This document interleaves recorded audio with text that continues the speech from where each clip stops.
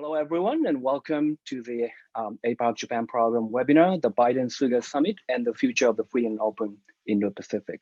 My name is Kiyoteru Tsutsui, and I'm the director of the Japan Program at the Shorenstein Asia Pacific Research Center at Stanford University.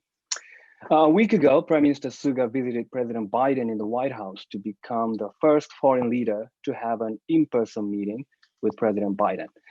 And it was the second time ever, I did some research on this, that a Japanese prime minister was the first foreign leader to meet a new US president in the White House, with the other time being 1989 when Prime Minister Noboru Takeshita visited President George H.W. Bush. And in 1989, Japan was seen as a major threat to the US economic hegemony, but today, China is a major threat to both the United States and Japan.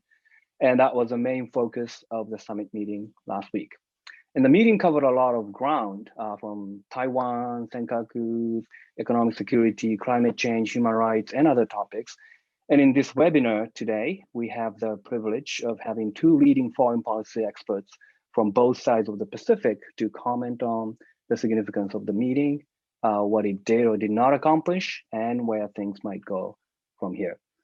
And from the United States, we have the pleasure of having Dr. Sheila Smith, who is Senior Fellow for Japan Studies at the Council on Foreign Relations, and also has many titles such as Chair of the Japan-US Friendship Commission, US Advisor to the US-Japan Conference on Culture and Educational Interchange, and Adjunct Professor at the Asian Studies Department of Georgetown University. A leading expert on Japanese politics and foreign policy, she has published a number of books on Japan and its relationships with the United States, China, and the world, and is one of the most influential voices on US-Japan relationships today. And she's also on the advisory committee for the US-Japan Network for the Future program of the Maureen and Mike Mansfield Foundation. And some of you may have noticed that the Mansfield Fellowship Program was mentioned by President Biden during the joint press conference with Prime Minister Suga in the Rose Garden, being touted as an important channel through which people-to-people connections between the two countries have been nurtured. So Sheila has been making great contributions in that venue as well. And from Japan, where the time is 8 a.m. on Saturday morning, we are grateful to have Professor Yuichi Hosoya join us today. He is a professor of international politics at Keio University and holds many titles at major Japanese think tanks, such as Managing Director and Research Director at the Asia Pacific Initiative, Senior Researcher at the Nakasone Peace Institute, a Senior Fellow at the Tokyo Foundation for Policy Research, and Senior Adjunct Fellow at the Japan Institute of International Affairs. He has written widely on Japanese foreign policy, drawing on his scholarly expertise in post-war international history and British diplomatic history.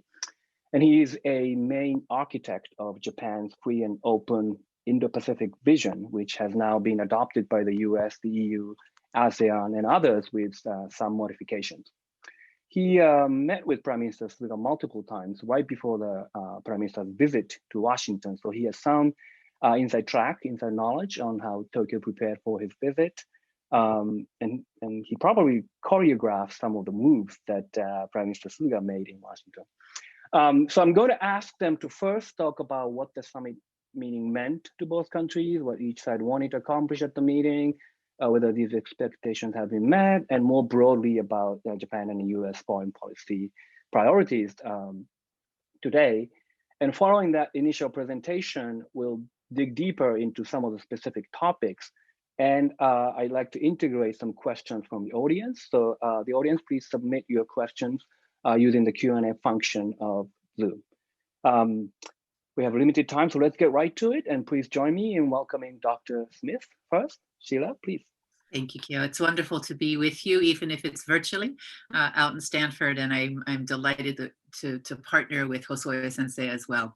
So let me begin by sort of giving you a kind of my sort of broad sweep interpretation of the summit and what it means, but also just to take a little step back from the summit and talk about where I think the US-Japan alliance and the Biden administration's policy is focused. So we all know this. I looked at the participant list. We've got a wonderful audience, but I think it's always important to remember that this comes in the context of leadership transitions in both countries. Prime Minister Suga, of course, has a few months on Joe Biden because he came in last fall and has been preparing for our transition. As you know, President Biden got right to it when it came to Asia in the transition process. He spoke to Prime Minister Suga before being inaugurated. He spoke to him again thereafter, but so too did his staff, the National Security Advisor and the Foreign Minister. So Japan has loomed large in the Biden administration's thinking about Asia and about the approach to the Indo-Pacific more broadly. But we are in a post-Abe, post-Trump US-Japan relationship. And I think it's important to remember that because I think the dynamics here are slightly different politically on each side. In Japan, the emphasis is on continuity, continuing the Abe vision, continuing the strategy and the focus that was laid out when Mr. Suga was Abe's right-hand man. But in the United States, we're having a slightly different conversation. It's less about continuity and more about getting back to normal or reassuring allies of their primacy in American strategy. So we are in the restoration mode, if you like. And so dividing ourselves, or Biden administration is distinguishing itself from the Trump era in many ways. That being said, I think on the policy side, you are also seeing considerable continuity when it comes to Japan. So the other piece of the puzzle, and we all know this, but is the geopolitics of Asia at the moment. It is a accelerating moment of challenge by China. You can look to the way in which China has been interacting with Australia.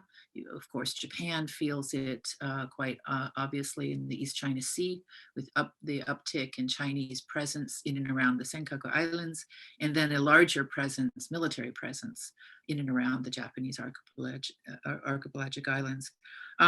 So there's a lot going on out there, and I think it's important for an American audience in particular, and this is an area I focus on, so I like to remind people that you are starting to see China take advantage in some ways of its increasing influence, both economic and its growing military power.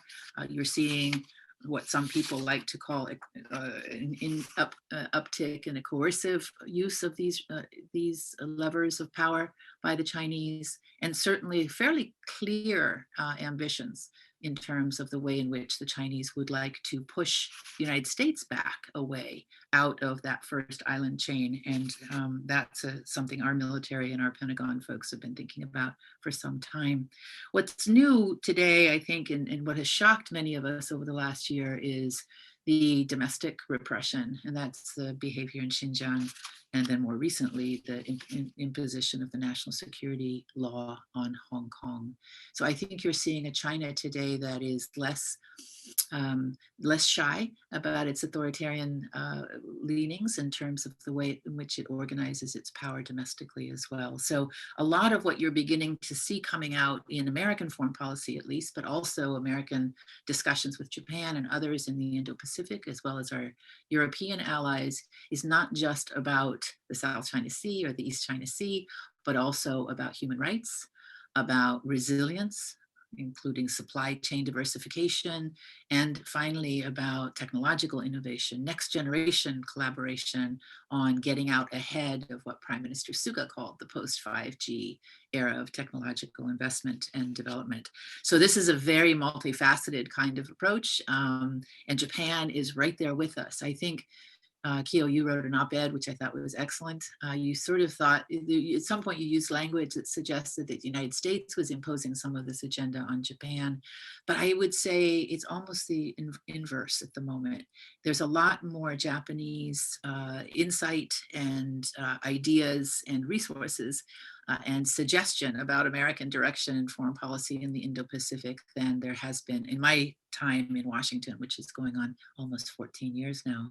So I think there's a real sense of Japanese advocacy about how the United States imagines and then pursues the Indo-Pacific.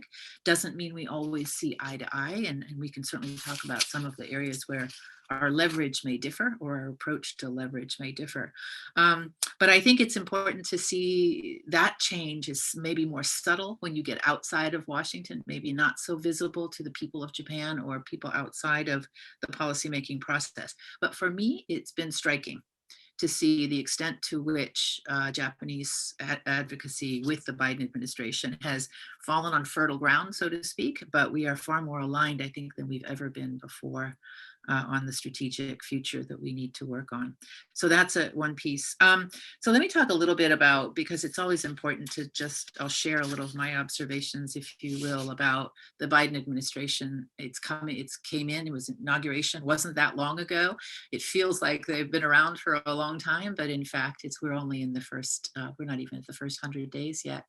And I think what's been tremendously interesting for me to watch is the way in which the Biden team was organized prior to coming into office, how they've put the Indo-Pacific front and center of their strategic outreach, and how quickly they've gotten to work, so to speak. So let me talk a little bit about those factors and where Japan fits in there. I think, March was all Asia week for us wonky types, watching the Biden folks unfurl their Indo-Pacific strategy was really quite interesting to behold, and very almost thrilling when you come off of 4 years of the Trump administration where you didn't quite know where, what, or how was coming next. I think that this was a very highly choreographed outreach to the Indo-Pacific, starting, of course, with President Biden's virtual summit meeting with Prime Minister Suga, Prime Minister Modi, Prime Minister Morrison.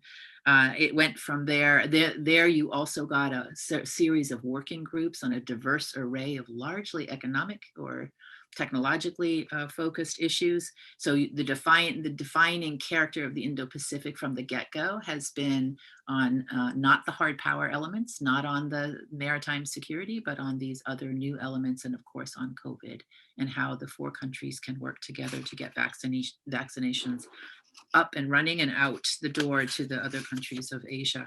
The second piece, of course, after President Biden's meeting with the leaders was to have the 2+2. So our Secretary of Defense and Secretary of State headed to Tokyo.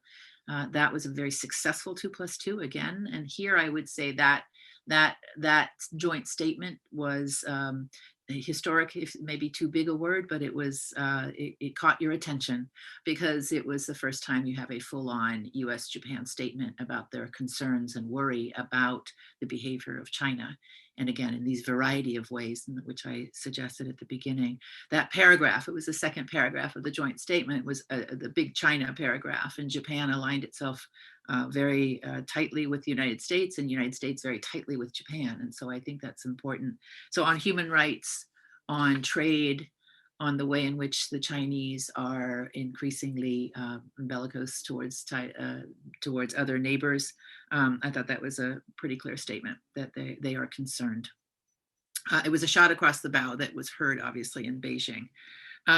The meeting went very well. I think it was an easy meeting. The joint statement was easily drafted. The Suga-Biden joint statement took a little bit more tweaking back and forth, but I think that 2+2 statement was a really easy way and again, it reflected the convergence of Japanese and American thinking about what the alliance was up against. From there, of course, the Korea meetings, and then Secretary Austin went off to New Delhi to speak to the leadership there about military cooperation between the United States and India.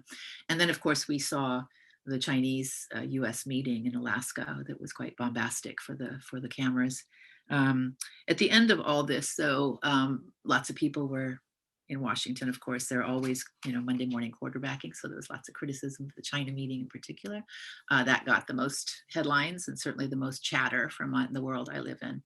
But at the end of the day, it was very clear that the Indo-Pacific framing was the way in which the Biden administration wanted to pursue its strategy in Asia. It was very clear also that Japan was first among equals in that sense, in terms of shaping the agenda and driving the way in which the Indo-Pacific vision was being presented. You've got a considerable list of, I could go through the list of things that are going to be difficult, but I won't do that here. But I think the Biden team really wrapped up a pretty significant couple of weeks of showing how it was going to proceed. And there's 2 reasons for this. One has to do with the Obama era and the concern in the region, especially expressed by Japan, about the Democrats' tendency towards a G2 approach, i.e. a US-China approach to the region. And I know for a fact that the Biden team was very carefully planning how it was going to demonstrate that it was not taking a G2 approach. So that was one piece, right? There were some ghosts in the past that needed to be put to rest. And the second was, this is very consistent with President Biden's insistence that our alliances are a strategic asset. Our alliances are the way in which he wants to proceed. They're not just something on paper, but they are actually part of a coalition that he wants to build. So the primacy of alliances in the Biden foreign policy, I think, is going to be a consistent theme as you watch it unfold, not just in Asia or the Indo-Pacific, but in other ways as well. So there's that's two pieces. If you haven't read the Biden's foreign affairs article in January, I'd certainly commend it to you, because you can see how his thought processes and the administration's approach there quite clearly.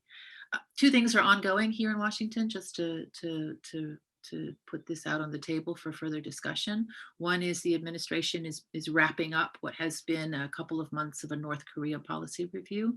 We watched the Indo-Pacific unveiling, but we don't talk a lot about the Korea issue, and it has been simmering along internally in the government, and there's been the initiation of consultations with our allies in the region. So the national security advisors of South Korea and Japan came to Annapolis several weeks ago for consultations, and the military leaders of the trilateral alliances will be meeting in Honolulu shortly, followed by a trilateral meeting of intelligence chiefs after that.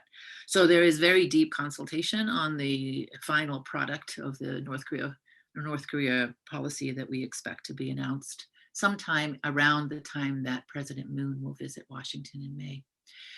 The second piece is China policy, and it may seem to, from this big focus on the Indo-Pacific, that the Biden folks have a China policy, and I'm going to tell you to hold on, because I think there's a thought process still going on what is possible with China, first and foremost, and that's a little bit what the testing of the waters was in Alaska, but also the John Kerry visit on climate change to Beijing.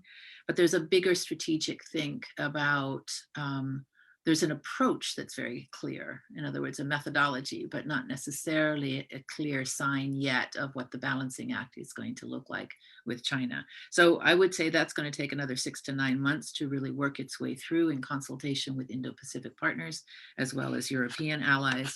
If you didn't, President Biden went to the Munich Security Conference. You'll see China written runs all the way through that speech as well. So these are partners that are going to be in the region and out of the region that the president is going to attempt to find a good way of mobilizing. So that's that. The Biden team itself, if you're inside the Beltway, we often say that policy is personnel, or people or policy, which means you can tell how a government is going to approach problems by the people they pick to put in key positions. And of course, all of you are familiar with our lineup, but these are people who served in the Obama administration, people who worked those 8 years of Xi's consolidation in power, but also China's increasingly active military role in the region. And so these are relationships that may not always be comfortable in terms of the way in which people felt that they had been treated by the Chinese over time. So Jake Sullivan, National Security Advisor, Tony Blinken, State Department, the Secretary of State, Kurt Campbell is a coordinator inside the National Security Council. You all know Kurt has served in both the Department of Defense and the Department of State, well known to allies and partners in the region.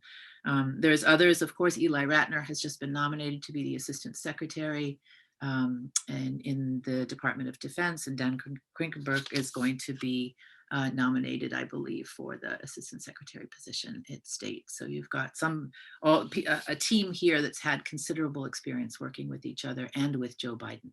So that's an important piece to understand. So the team is chastened somewhat, I would say, by their experience with China during the Obama years. I think everybody has been reading their essays. Many of them wrote essays in Foreign Affairs and other journals, did analysis that they published prior to coming into office. They're well aware of the challenge of China, and they're well aware of the importance of the US-Japan partnership in meeting that challenge. So I think that's where we are in terms of the team. The second is the building of the Indo-Pacific Coalition. You watched it unfold, so I don't need to tell you the details here, but that trip really outlined, I think, several key elements of the way in which the Indo-Pacific strategy is going to be pursued. And that is the coalition approach that I noted earlier. It is going to be in working groups and a variety, a comprehensive agenda that runs the gamut from next generation technology to resilience, to maritime security, of course, but also to digital security and new digital infrastructure for the region. So you've got a very broad agenda. And I think you'll see by the end of this year, there's an ambition to have a in-person leaders meeting for the Quad. And if that's realized, you'll have much more texture, I think, on those working groups' conclusions. The only other point I would make about the Biden folks and their approach at the moment before we talk about the meeting with Prime Minister Suga is that there are other things in the region that are popping up that have not necessarily been planned for. And this is always the case, right? The world doesn't stop and stand still for you.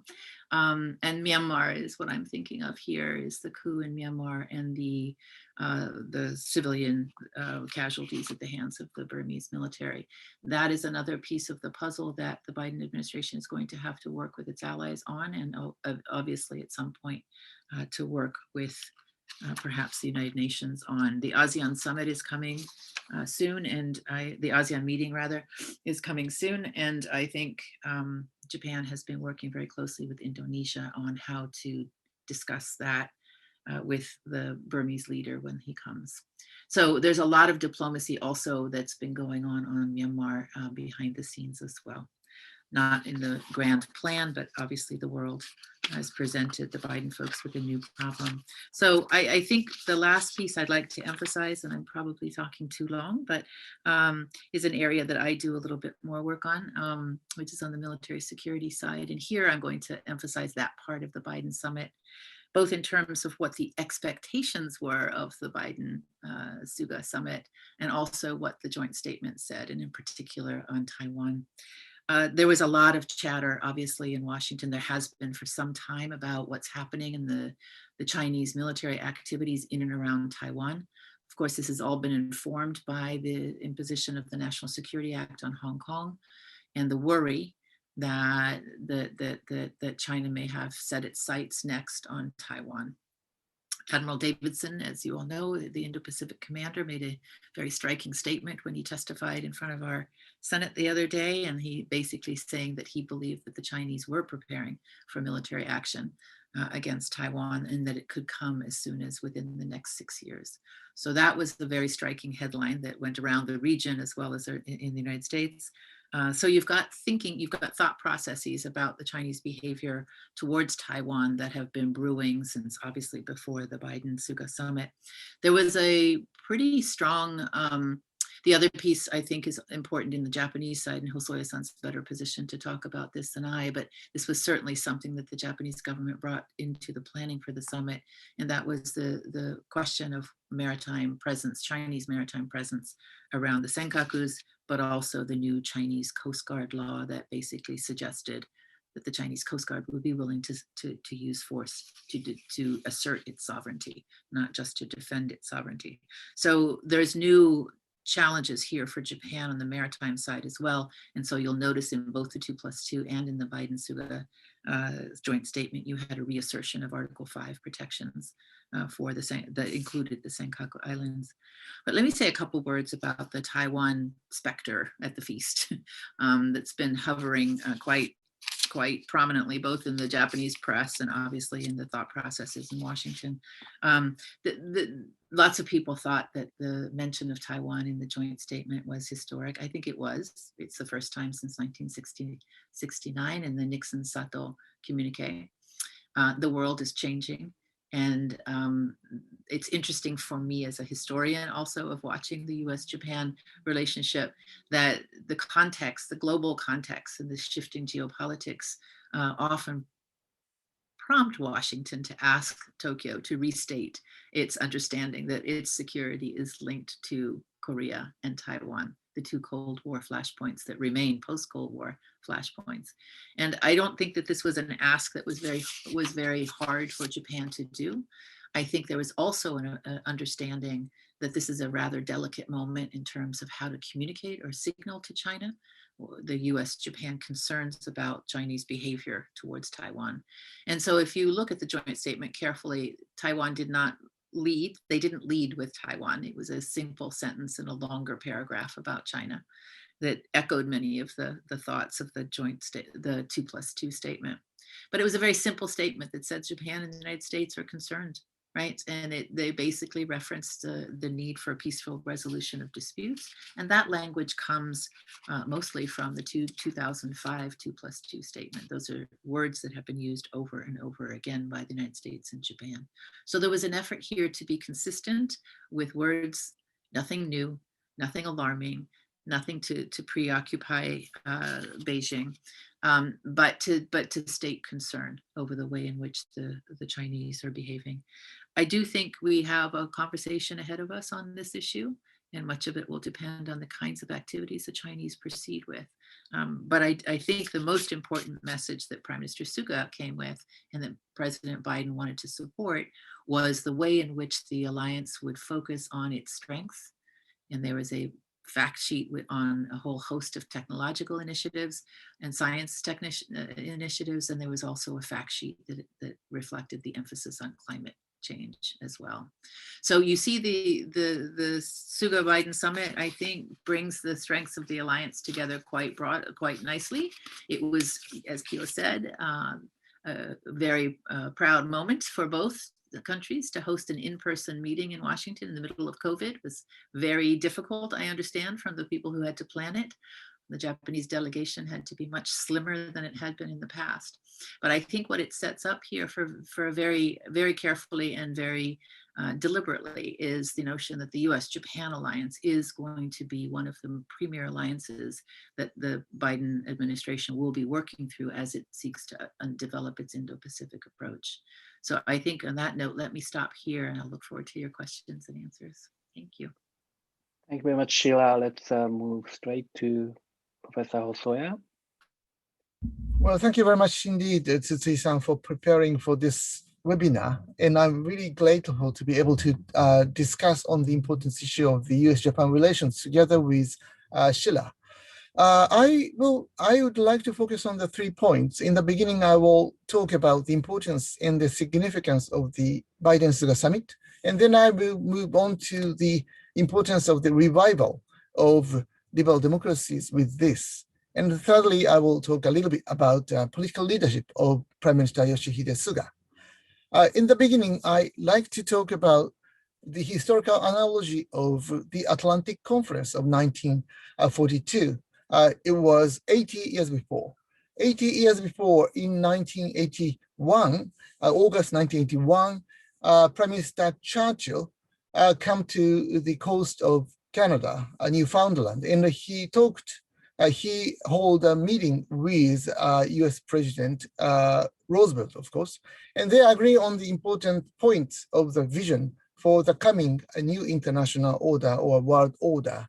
And they point out some important framework of the new international order.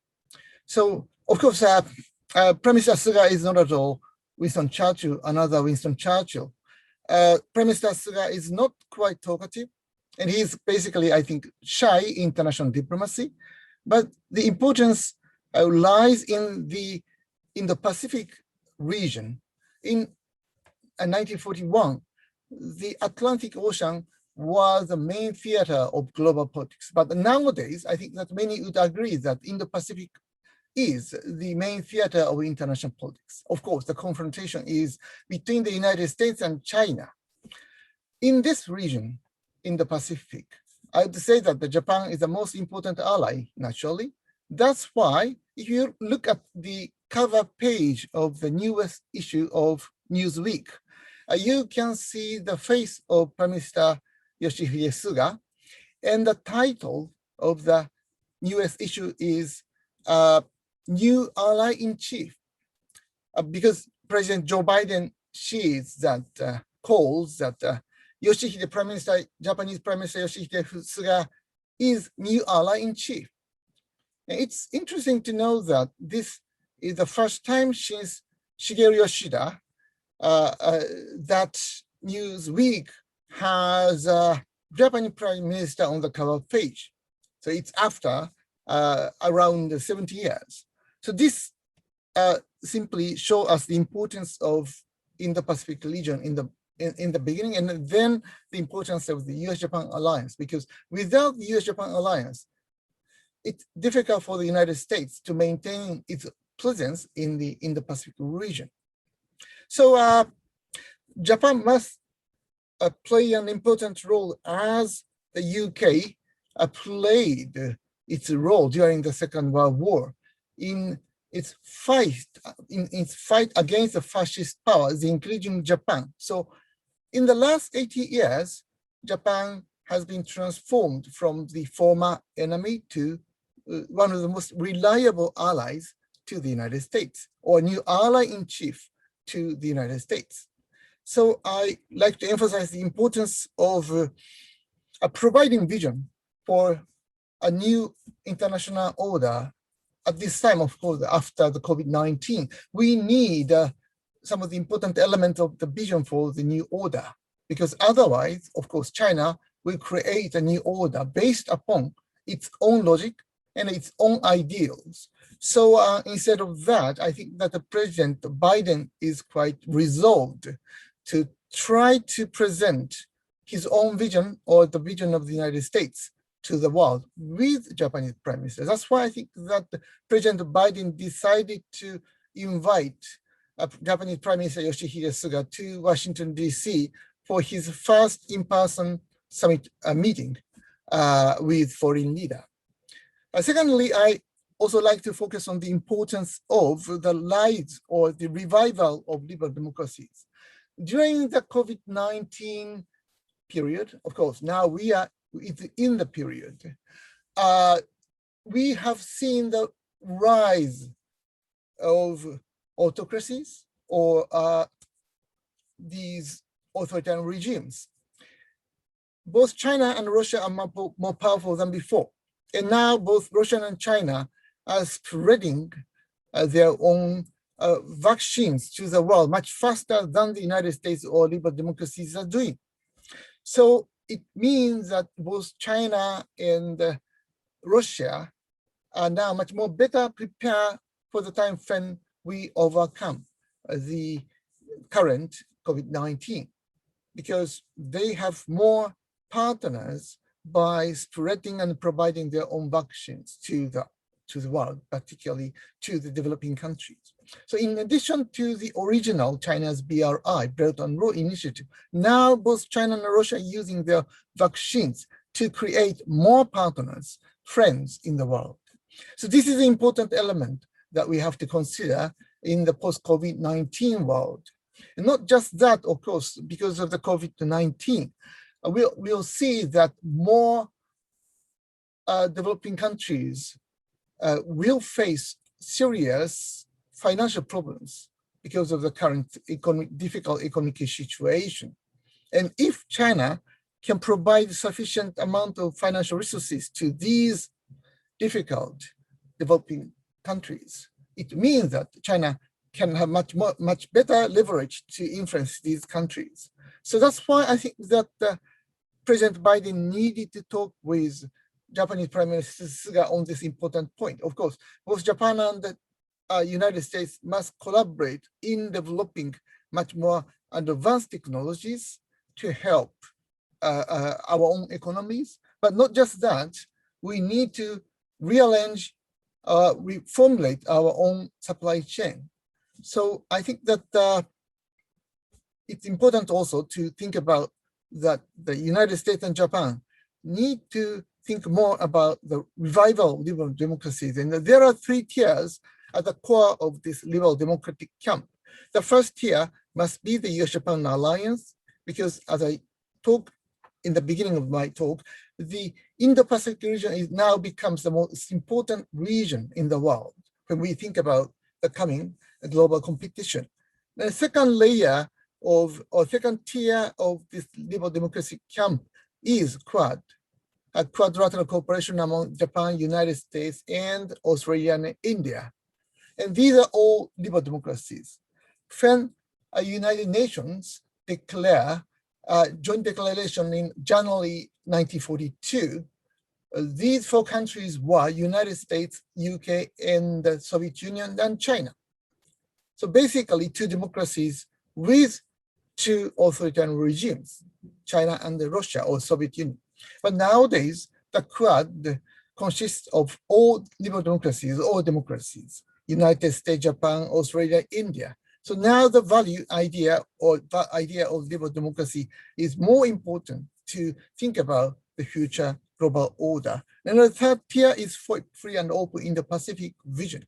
Not just United States and Japan, not just for democracies in the Pacific, other countries must join or can join in the important advance to spread liberal democracy. So that's why I think that this core of liberal democracy is important, because as I talked before, we have been seeing the rise of authoritarian regimes. And thirdly, in the end, I will talk a little bit about political leadership of Japanese Prime Minister Yoshihide Suga. I think that Prime Minister Yoshihide Suga, as I said, is not quite talkative. And many in the United States do not fully understand or have a clear idea on what kind of leader Japanese Prime Minister Yoshihide Suga is. Basically, he is resolved to continue Shinzo Abe's policy because he had been Shinzo Abe's chief cabinet secretary for 7 years and 8 months.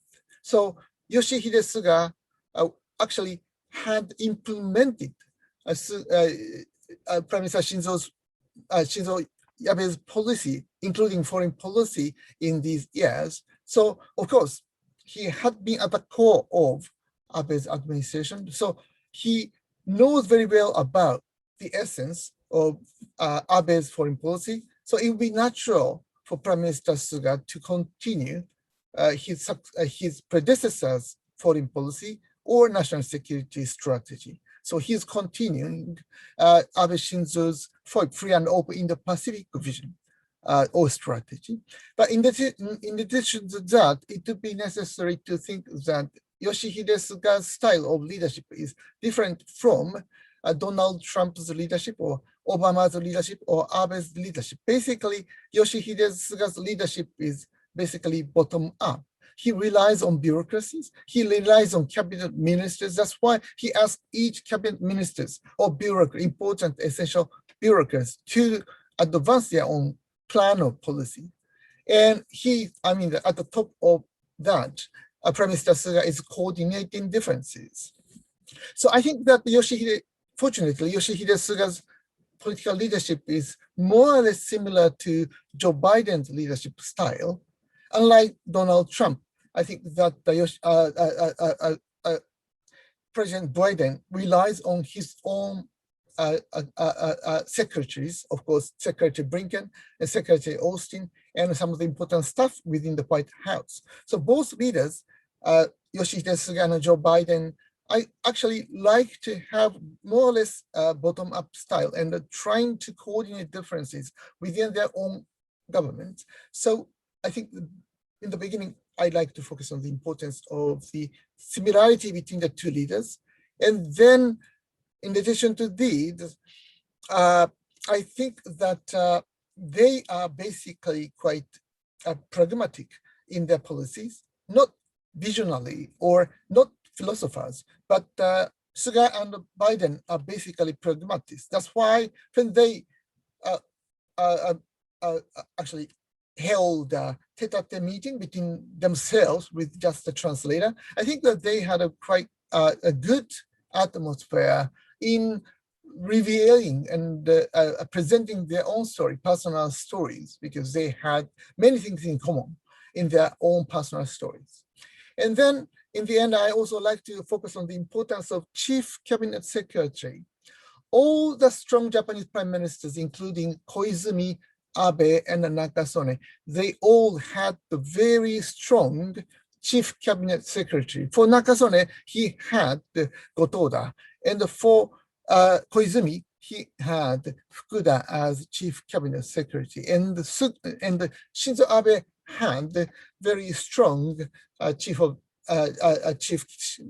cabinet secretary. It means, of course, Suga. So one of the biggest problem is that the Suga doesn't actually have a very strong chief cabinet secretary.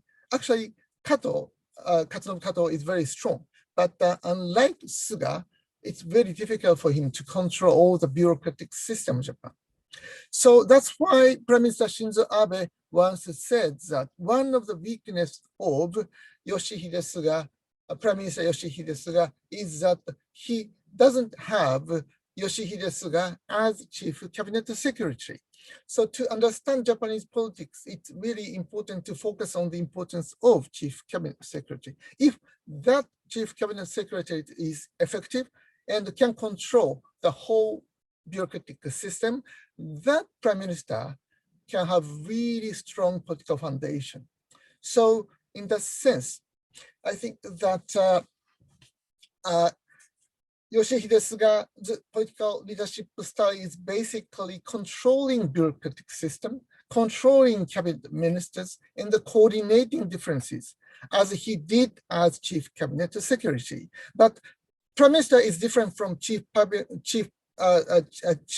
cabinet secretary. Prime minister must win the elections, and also prime minister must present his own idea to the world.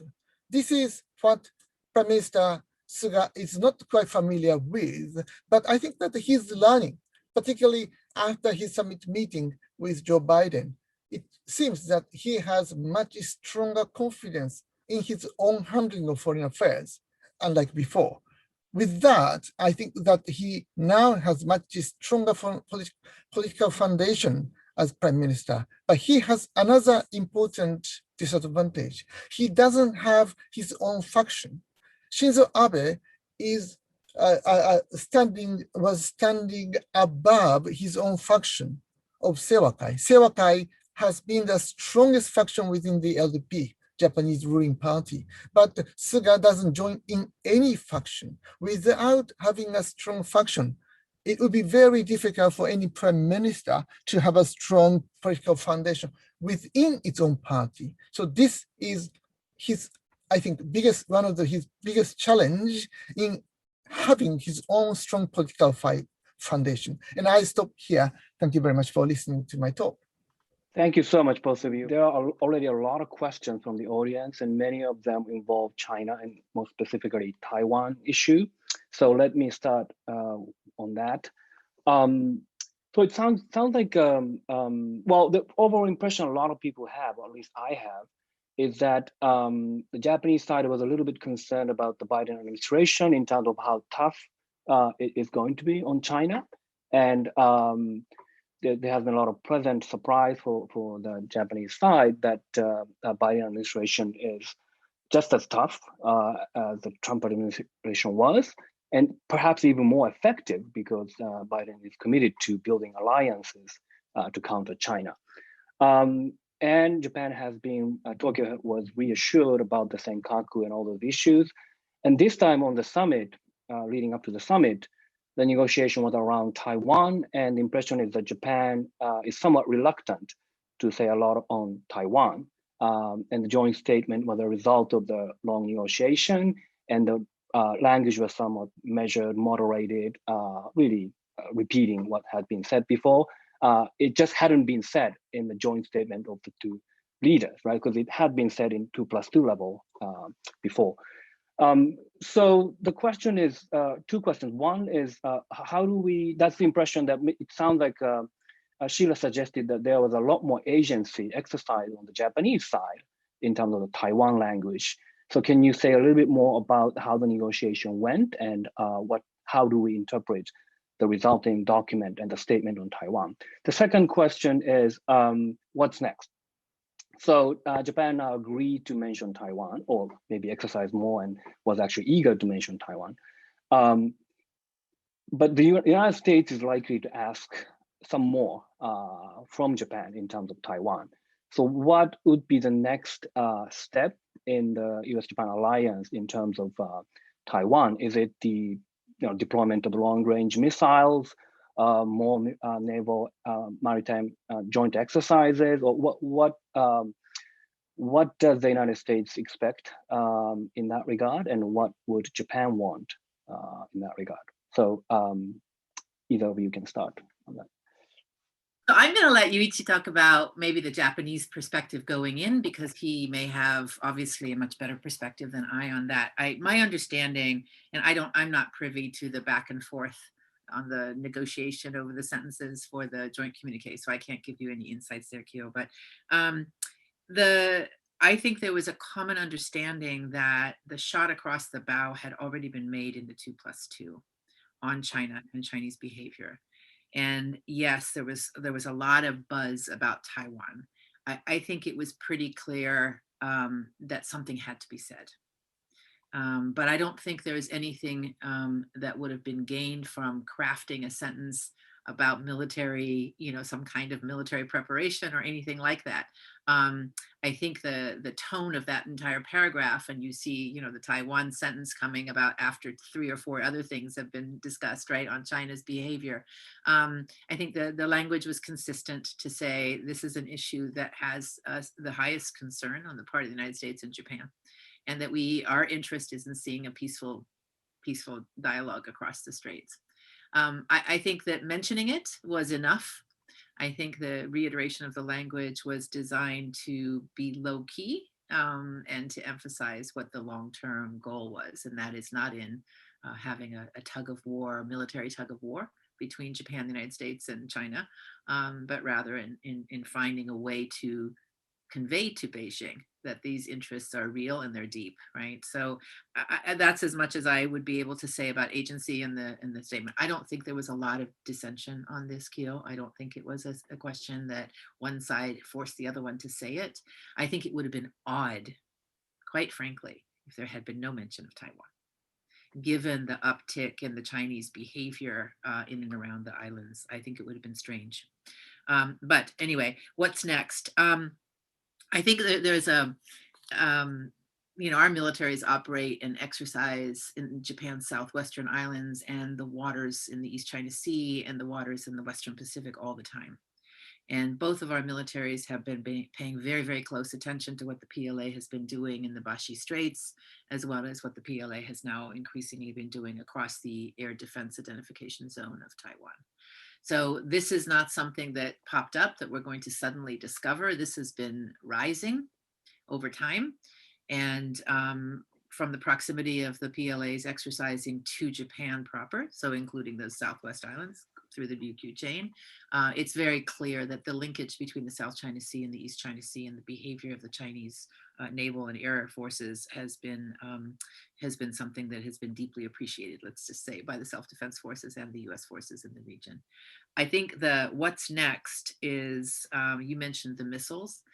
The Pacific Deterrence Initiative was passed into law as part of our National Defense Appropriations process, right? Authorization Act in February. So this is a plan that was developed during the Trump administration to design a increased deterrent capability to meet the increased posture of the Chinese and obviously potentially the North Koreans in the region, to reassure our allies that the United States would have considerable strike capability in the region to be able to deal with whatever came. So that has a item by item jointness, right? How we're going to respond. One piece of that, of course, is the placement of longer range missiles, land-based longer range missiles in that region. I don't have any insights. There's a number of conversations going on with partners in the region about where those missiles might be located. But I do know that the governor of Okinawa has already said that they don't want them there. I don't know. I'm not privy to the details of the US-Japan conversation on how they would handle that. But to be sure, the land-based missiles are going to the Pacific. The question is where they're going to be. And they'll have ranges over 500 kilometers. So they will be, first island chain and back out into the Pacific is the area where you would see deployments. Will we have a formal contingency planning exercise on Taiwan? I would expect our militaries will want to have exercises that envision and share understandings of what might what a scenario might look like, and what dimensions of that scenario might mean for both the U.S. forces stationed in Japan, because that's an important piece to appreciate, is what forces in Japan might need to be used should there be that kind of scenario, and then what kind of support the self-defense forces might offer for U.S. bases on Japanese soil. Typically, we have not had any kind of deep contingency planning. We have largely used our Navy, this is the United States at this point, to demonstrate American interest when there have been moments of tension. The last one, of course, was 1996 in the Clinton administration. There 2 carrier task forces were sent out to demonstrate American interest in the outcome of that crisis. I suspect signaling is one piece of the puzzle for the United States, but I think as Admiral Davidson pointed out, there's much more deep need, I think, for contingency planning and preparedness. So yes, I think our Japanese allies will be part of that consultative process, but I don't know that Japan is ready for a formal statement on a military role for the self-defense forces. Here, I will talk a little bit about Japanese position about Taiwan. First of all, the phrase, the importance of peace and the stability of Taiwan Strait was before mentioned between the 2 governments in 2005, March 2005, when Condoleezza Rice, Secretary of State, visited Tokyo. She met with Prime Minister Koizumi, and she met with Japanese counterpart, and they agree on the importance of Taiwan Strait. So 2 governments before mentioned about that.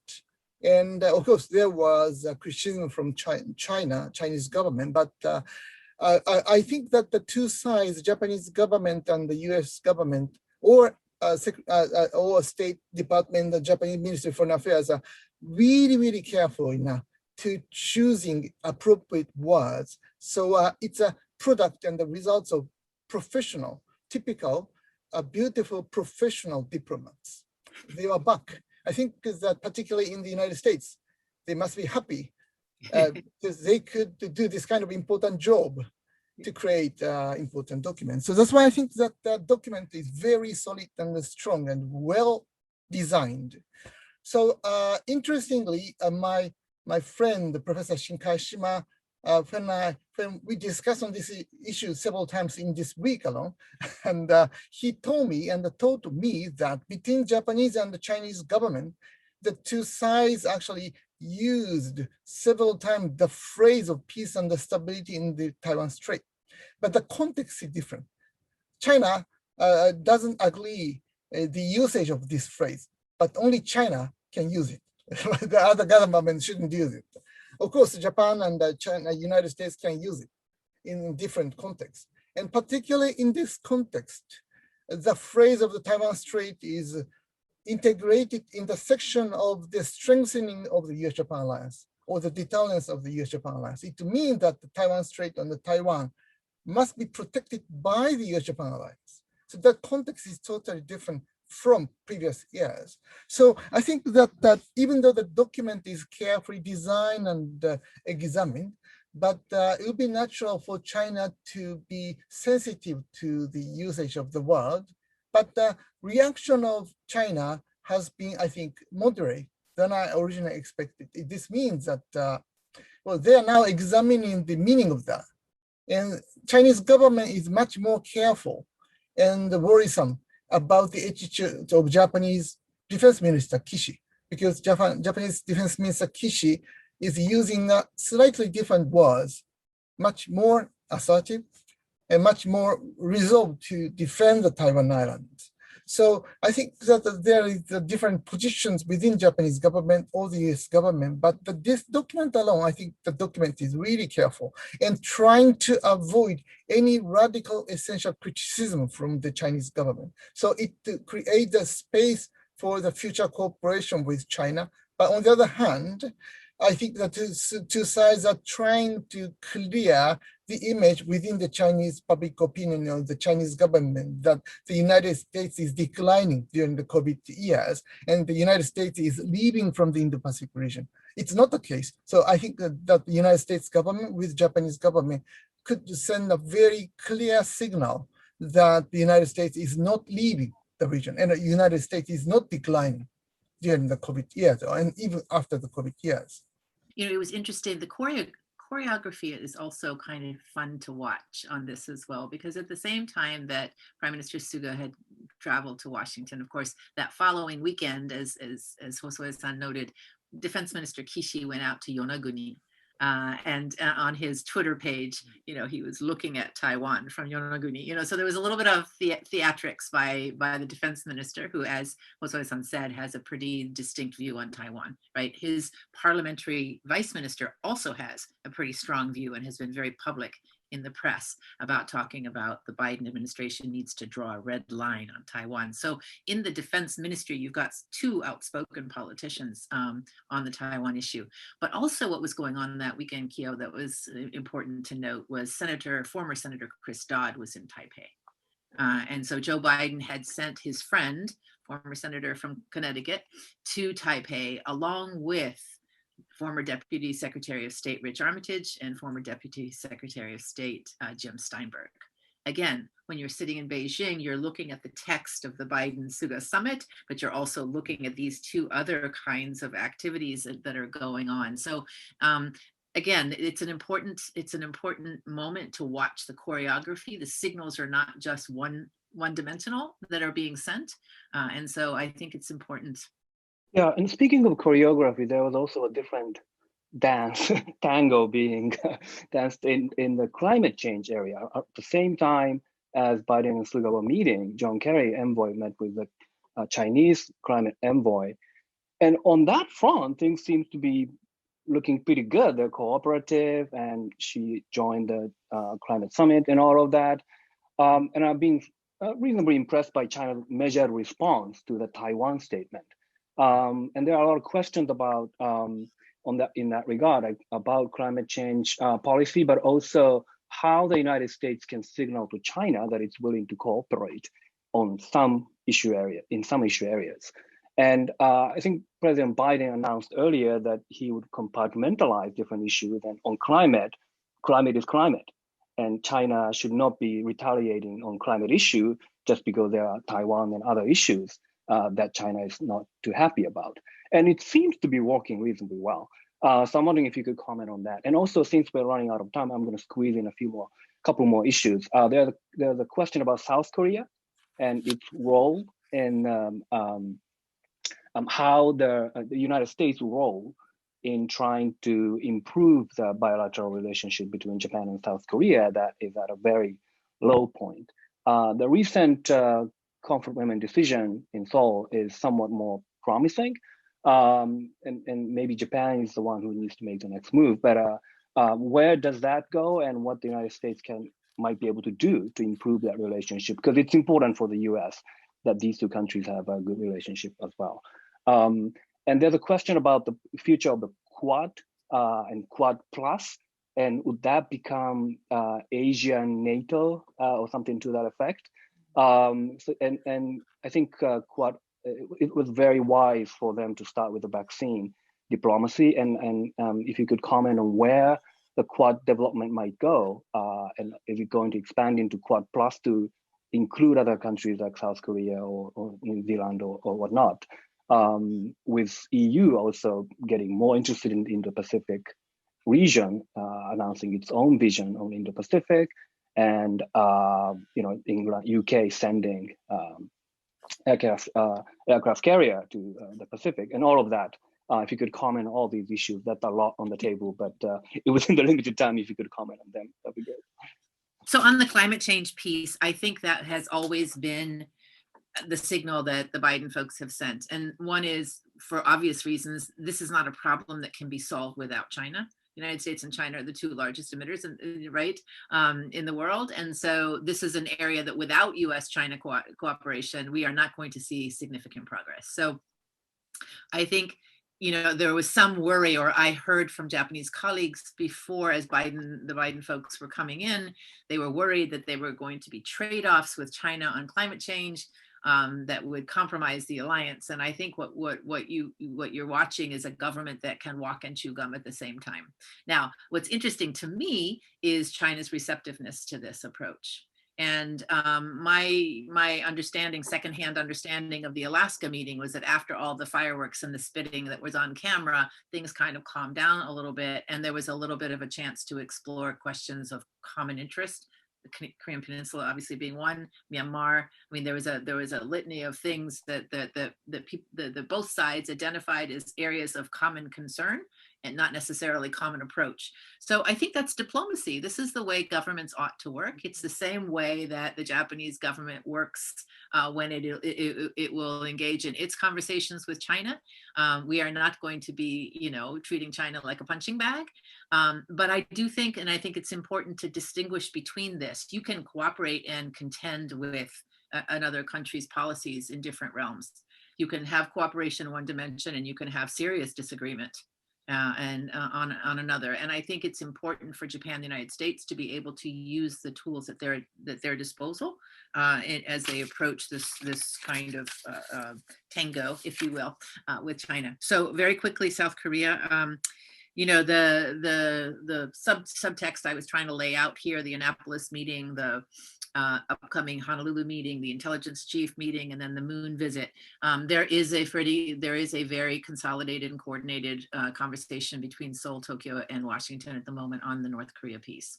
And I think this is where the Biden folks are leading. They're leading with the security relationship, which of course is the traditional place where the United States has led before. I think there's real effort to be made to get the three militaries back in sync and understanding what the threat perception is and how they can respond. So I think that's where you see the administration starting. We don't have the rollout of the North Korea policy review yet. So when we get to negotiating with the North, then it'll get trickier, right? Because Seoul and Tokyo and Washington don't always see things the same way.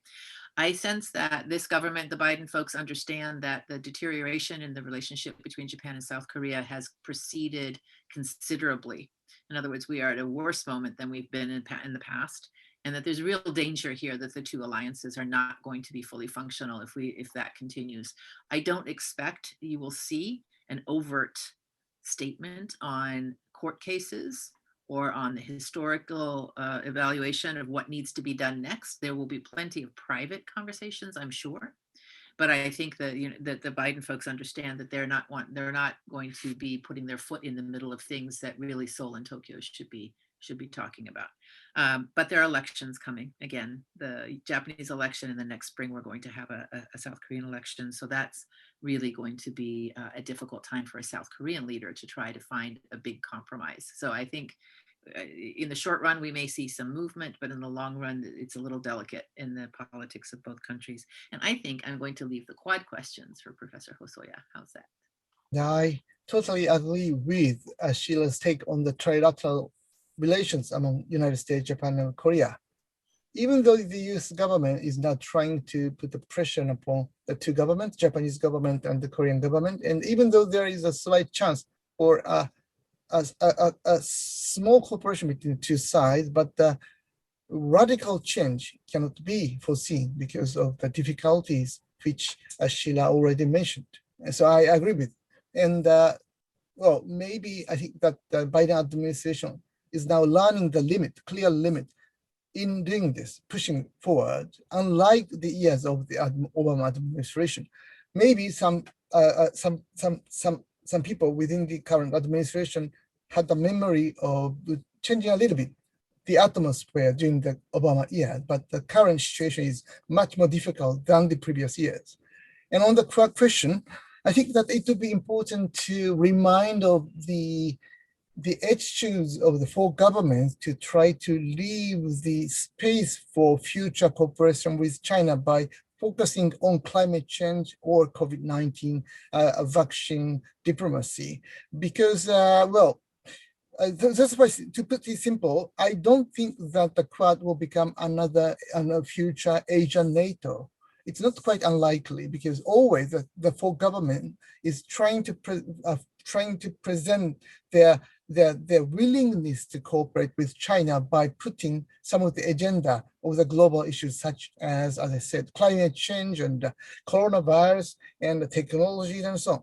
So this can integrate international community further rather than dividing international community. But on the other hand, of course, well, it took 14 years to have the Quad Summit meeting after the time when Shinzo Abe for the first time initiated the process. It took so many years to reach at this stage. So it's always difficult to bring India inside of the group. So I don't think that India is willing to make the grouping to strongly isolate China by creating a camp, which is quite different from the other powers, such as Russian or the EU or China and so on. That's why I think that, always the Quad has a limited mission. The Quad is trying to open the door to the international community. And India is always, I think,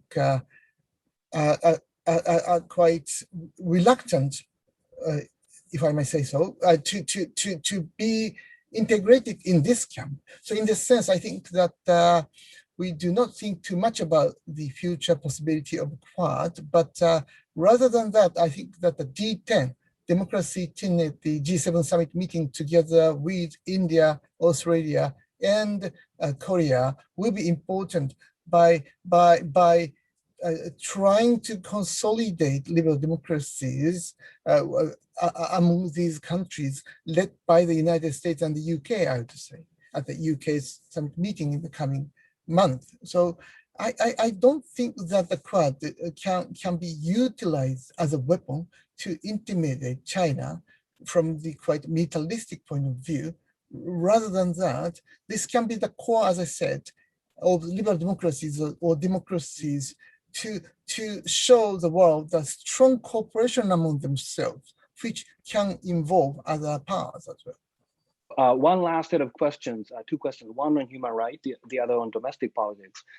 So Hosoya-san mentioned US-Japan alliance as an important part of sort of resurrection of democracy, human rights, and rule of law in the world, which seems to be going in a more autocratic direction. And for that, Japan also needs to step up and be more vocal about criticizing human rights violations in other countries, as well as its own human rights issues. And this joint statement was a good step in that direction, I think, as it mentioned Xinjiang, Hong Kong, and Myanmar. But is Japan willing to do more and start doing sanctions or pass Japanese version of Magnitsky Law and all those things that have been suggested? Is Japan going in that direction? That's a human rights question. And on domestic politics, there seems to be a division within the LDP on China. There are a lot of hawks who want a tough stance, who want to maintain or enhance a tough stance on China, but there are some doves who value clearly the economic relations with China and trying to put a brake on going farther on Taiwan and other issues. So where is it going? And it's a challenging balance to strike for Prime Minister Suga with somebody like Nikai on the more of the dovish side. And in the US, President Biden seems to be doing pretty well with COVID vaccine and all of that. And his first 100 days approaching, it looks pretty good. And he's been popular. He's getting a lot of support. So Sheila, I'm wondering if a lot of people have asked this. CPTPP, maybe after the midterm election, is that on the horizon at all? There are a lot of people in Japan who hope for the US membership in CPTPP or something like that. If things go well for Biden in the midterm, would it be possible?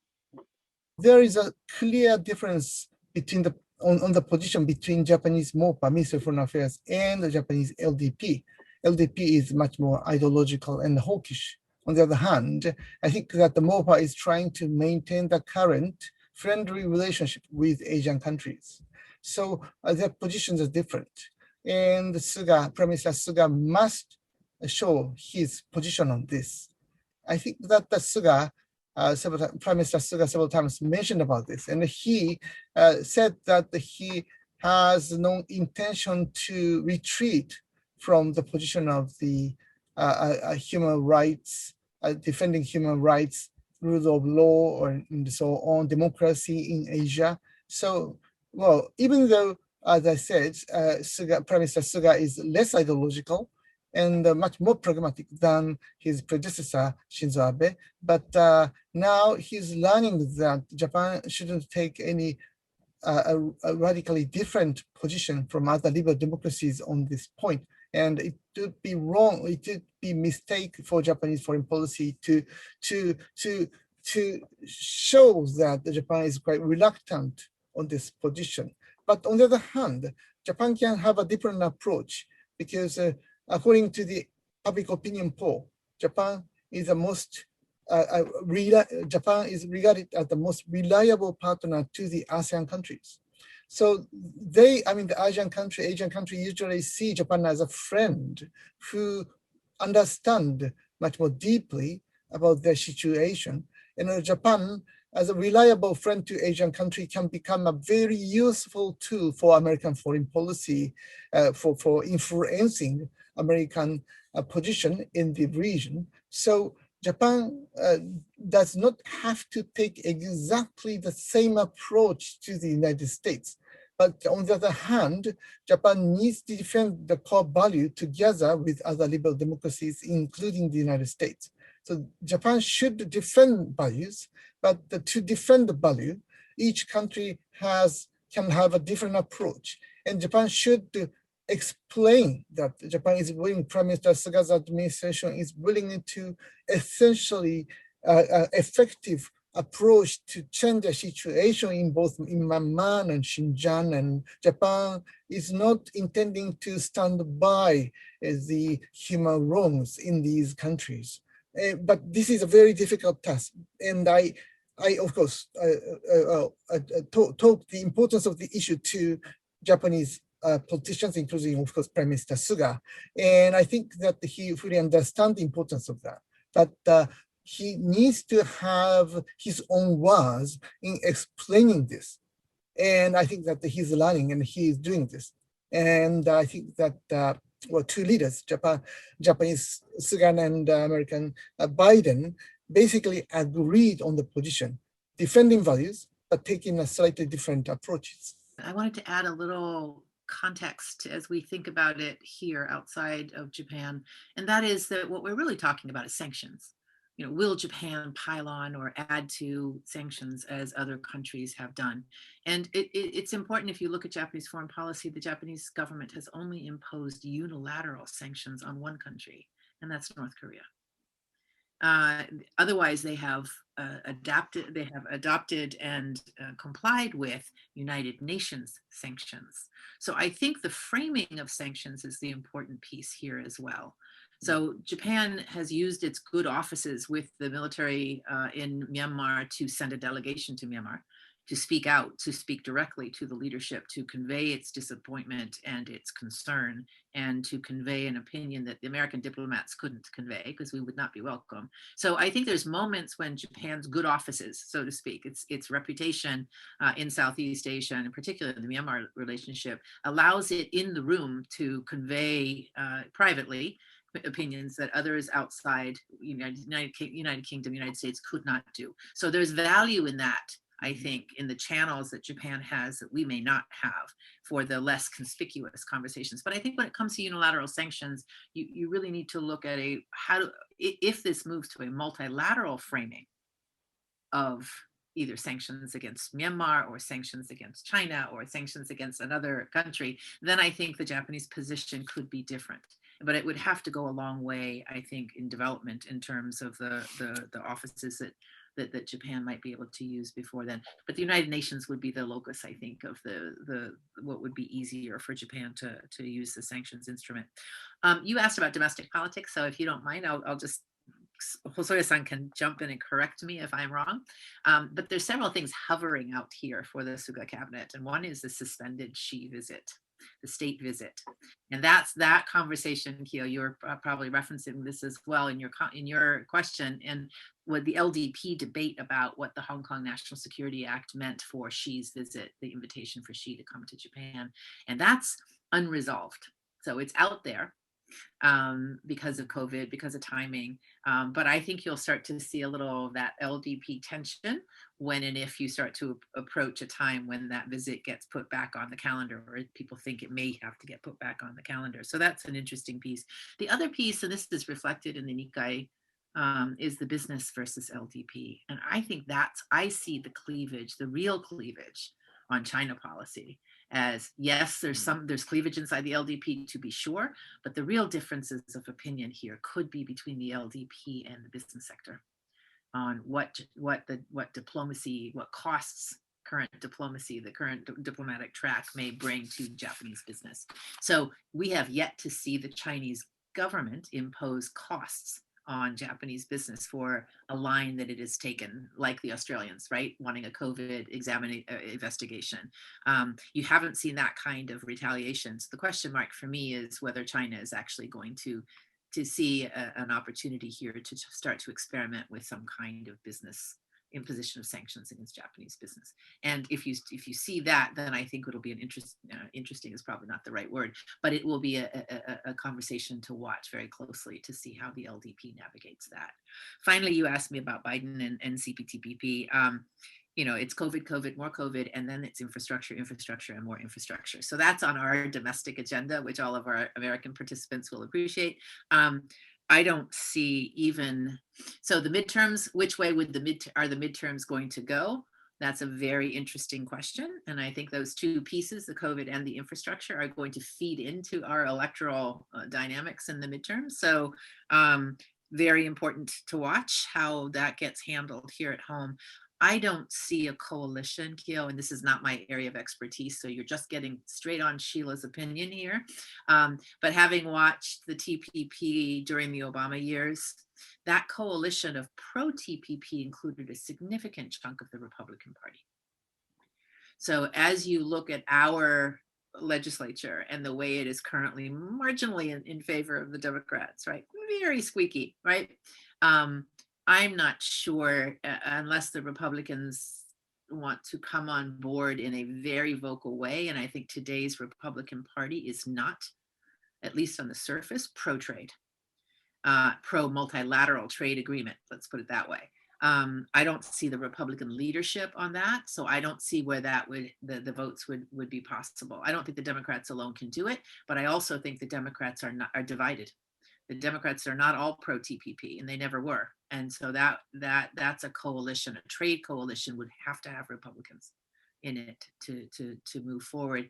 And whether or not Biden wants to open up that Pandora's box with all the other things that are on the table, I'm not sure there's a large incentive here. So I'm actually looking to see what phase of bilateral agreements he may be building upon. And I think people like Matt Goodman, who's worked on this issue quite significantly, look to digital trade, new rules for digital trade, building on the bilateral agreement between the United States and Japan and expanding it out to the Indo-Pacific countries. So I think we're going to see something different. I don't think we're going to see the United States jumping on CPTPP. Great, thank you. I promised that you would have closing remarks. I want to give you like a brief time for that. And then I'd like to, if you indulge me, pose one question to each of you, very quick question to Hosoya-san. What's going to happen to Tokyo Olympics? Is it going to happen and under what conditions? To Sheila, there was some speculation that the new ambassador to Japan would be announced during the summit. It wasn't. Any thoughts on that? A fun question. So with that, Hosoya-san, maybe you can have that and closing remarks. I suppose that there will be Tokyo Olympic Games. There will be, and this will be done, but in a quite different style. So there will be no Tokyo Olympic in a regular, ordinary, traditional way, but a quite new way. We haven't known what kind of style the Japanese government is trying to plan. But I think that this must be a showcase for the victory against the COVID-19 by international community. So if Prime Minister Suga and the Japanese government stops it, it means that we will be defeated by that. So that's why I think that the Japanese government is quite willing to move forward, but still there are so many challenges and difficulties. It's a huge difficulties. And I hope, really hope that the Japanese government and the international community can overcome these huge difficulties.